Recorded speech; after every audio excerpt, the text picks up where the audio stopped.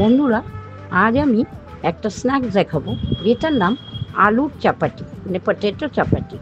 তার জন্য কি করলাম, দুটো আলু নিয়ে নিলাম, নিয়ে গ্রেট করে নিলাম, নিয়ে ভালো করে জলে দিয়ে ভালো 3-4 বার করে ধুয়ে ময়লাটাকে বের করে একটা মিক্সিং বলে নিয়ে নিলাম।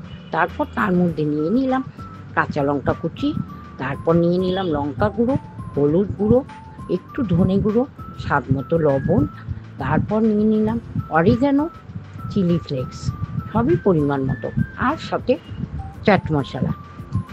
এবার দিয়ে দিলাম কর্নফ্লাওয়ার আর কিছুটা বেসন, দিয়ে হাতে ভালো করে মেখে নিলাম।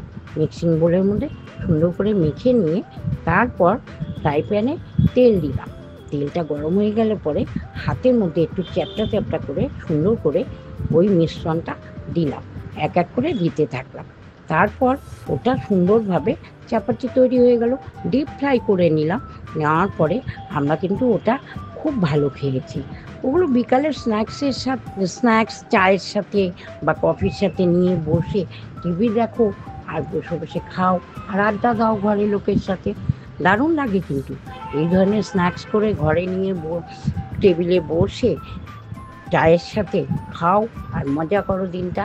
খুব ভালো লেগেছে, কিন্তু আমার ঘরে সবাই ভালো খেয়েছে, আর ইভেন আমিও ভালো খেয়েছি। নিজে হাতে তৈরি করে রান্না করে খাওয়া মজাই আলাদা। তাই তোমরাও কি করবে, বাড়িতে কেউ চট করে চলে এলে চট করে একটা রেসিপি, একটা স্ন্যাক্স তৈরি করে নেবে। একটু ঘরে আলু থাকলে তো কোনো কথাই নেই, আলু গ্রেট করে নিলে, তারপর সেটার সাথে সব কিছু দিয়ে মেখে সুন্দর করে বেশ হয় আলু চপ করো, নাই চাপাতি করো, বা পেঁয়াজ কেটে পেঁয়াজি করো, ঘরেই কিন্তু সব কিছু করে খাওয়া যায়, দোকানে যেতে হয় না।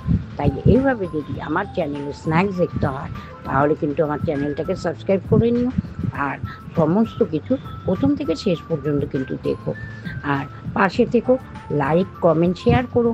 যদি না করো কমেন্ট, মনে করো কমেন্ট করবে না, একটা লাইক অন্তত দিও। এইভাবে আমার পাশে থাকলে আর আমার চ্যানেলে চোখ রাখলে অনেক কিছু কিন্তু দেখতে পাবে।